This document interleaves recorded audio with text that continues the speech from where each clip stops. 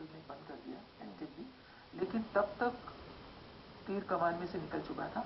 लोगों को मालूम चल गया था कि ऐसी जांच हो सकती है और एक मार्केट में डिमांड आ गई थी।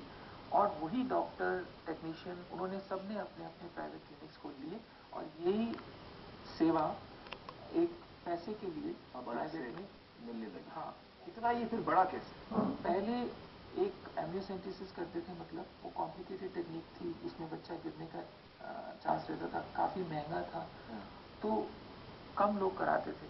लेकिन जैसे ही अल्ट्रासाउंड आया 1990 के आसपास, तो ये बिल्कुल 2 मिनट में अवेलेबल हो गया।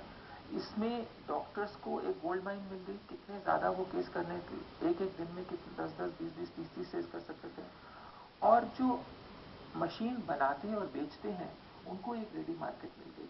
उनके जो सेल्समैन डॉक्टरों के पास जाते थे, उनको ये समझाते थे कि देखो ये इतनी मशीन 1-2 लाख 3 लाख की है, लेकिन इतने पैसे आप कमा सकते हो कि 1-2 महीने में इसकी आप सारी किस्तें चुका सकते हो। मशीन फ्री हो जाएगी, मशीन फ्री हो जाएगी और आपका सारा बहुत प्रॉफिट होगा। तो ये बहुत बड़ी इंडस्ट्री बन गई है अब तक। अल्ट्रासाउंड बेचने वालों के लिए बहुत प्रॉफिटेबल है, डॉक्टर्स के लिए, नर्सिंग होम्स के लिए, छोटे अस्पताल, बड़े अस्पताल। तो इन द एंड ये 2 से 3 हज़ार करोड़ की इंडस्ट्री कम से कम है। तो इसका फिर क्या इलाज है? मतलब हम लोग करें तो क्या करें? What is the solution for this? Immediately कुछ बड़े बड़े डॉक्टरों को एग्जाम्पलरी पनिशमेंट मिलनी चाहिए। जो लोगों ने ये धंधा ही बना लिया है, उनको तिहाड़ जेल में डाल देना चाहिए। इनमें से बहुत सारी महिलाएं हैं डॉक्टर जो मिडिल क्लास या अपर क्लास से आते हैं, वो डेफिनेटली एक चीज़ नहीं चाहते कि उनको तिहाड़ में रहना चाहिए।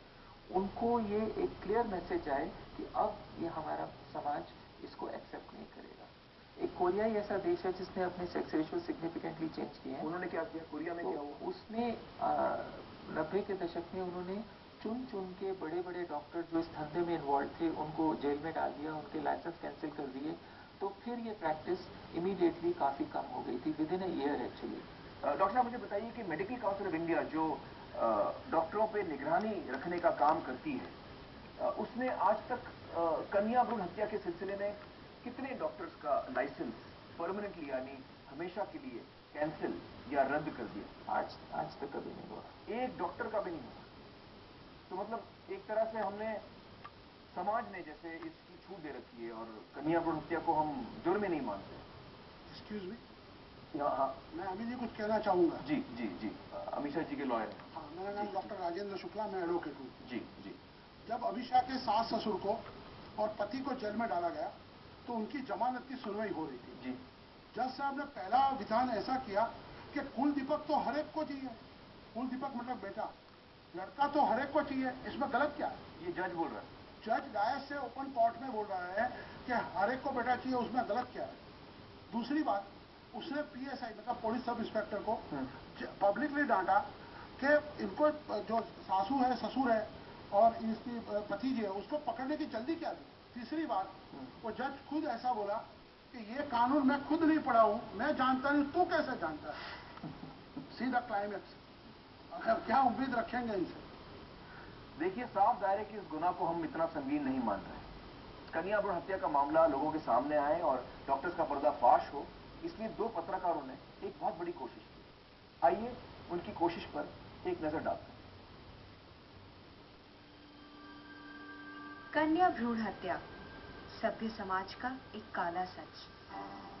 कई डॉक्टर्स इस मौत के व्यापार में भागीदार हैं। इस ऑर्गेनाइज क्राइम का पर्दाफाश करने के लिए खुफिया कैमरे और पक्के इरादे के साथ निकल पड़े 2 जाबाज पत्रकार, मीना शर्मा और श्रीपाल शक्तावत। और जो सच सामने आया वो दिल दहला देने वाला था।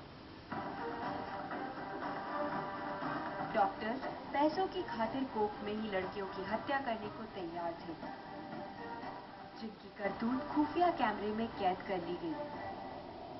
13,000 किलोमीटर का सफर तय करके हिंदुस्तान के 40 शहरों के 140